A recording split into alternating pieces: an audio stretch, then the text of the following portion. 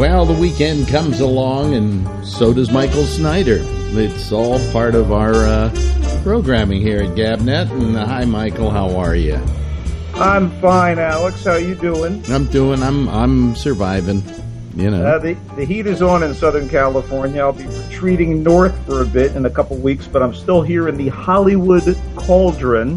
Mm-hmm. And I've got a few movies, good movies. Shockingly, they're opening this weekend in New York and L.A., and in some cases rolling out a little afterwards. But let's start with a film that I went into with a big chip on my shoulder, The Skeleton Twins. And the chip was, this is a serious film that won the Waldo Salt Screenwriting Award, but it stars Kristen Wiig and Bill Hader of Saturday Night Live as twins. This thing won this major award. Sundance Festival gave it an award. Essentially, these are twins who are trying to figure out why both of their lives went wrong. Then they want to try to fix things. And the supporting cast is also basically known for comedy. Ty Burrell and Luke Wilson, who for the most part is known for his comedic roles.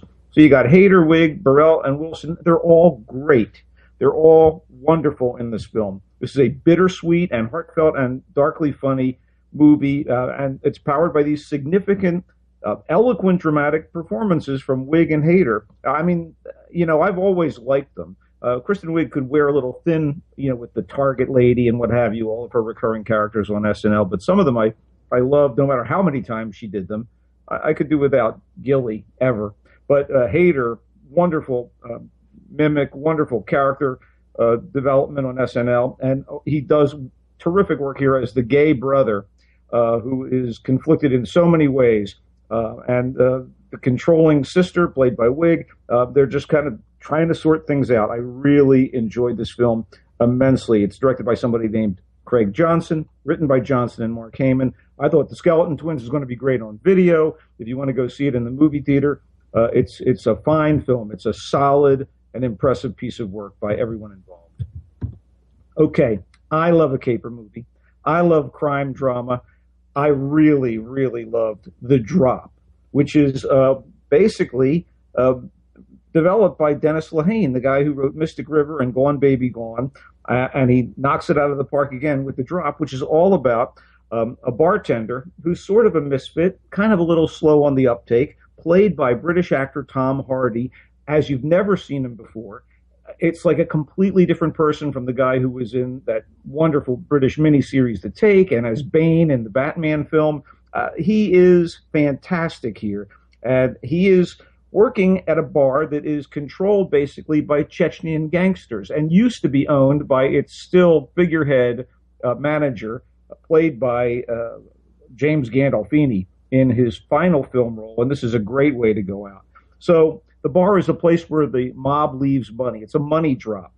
And there are all these various complications, including a woman that this bartender meets, played by Noomi Rapace from Girl with the Dragon Tattoo and Prometheus, and also kind of a loose cannon who used to be an ex-boyfriend.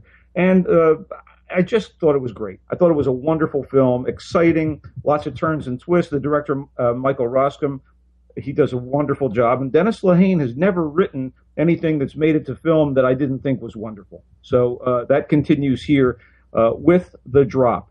The disappearance of Eleanor Rigby is a really fascinating case and a really wonderful drama. And talk about heartfelt performances. This thing really, really worked for me. Basically, it's about the dissolution of a marriage. James McAvoy and Jessica Chastain they were formerly happily married, but something went wrong, and they're dealing with the aftermath of the breakup, and not too well. And both actors are absolutely on their game, as her mom and dad, Isabelle Huppert and William Hurt, are wonderful. As his best friend, oh my God, it's Bill Hader again in a dramatic role, a little bit on the comic relief side. But this movie, written and directed by a guy named Ned Benson, is a compilation of two other films. There are basically three movies called The Disappearance of Eleanor Rigby. One is called Him, one is called Her, and obviously it's from each of their viewpoints. And this is them. This is the one getting the theatrical release, combining both movies into one 2-hour film. It's a wonderful I guess you'd call it the autopsy on a dead relationship. But I thought it was so worth my time, and I highly recommend it to anyone who's a thinking film goer. I also want to tell people about Honeymoon, which is basically a low-budget horror film with a twist. It stars Harry Treadaway, who plays Dr. Frankenstein on TV's Penny Dreadful, and Rose Leslie, who plays Ygritte on Game of Thrones and has done a whole lot of other work in the UK. And they're playing an American couple who go to the Lake Country for their honeymoon. And unfortunately, something really messed up happens. This is some taut, enigmatic stuff, but it's really well sold by the actors involved. And it was such a treat to see them playing, basically Americans that I couldn't have been more thrilled. And these inexplicable, sinister things begin to happen. And it was a puzzle, and I just enjoyed the hell out of it. Honeymoon, basically way out of left field with a couple of wonderful actors who I really have always enjoyed on TV when I've seen them. And here, pretty fascinating. Directed by Lee Janik, who also co-wrote the screenplay. And great stuff. They did not show us No Good Deed.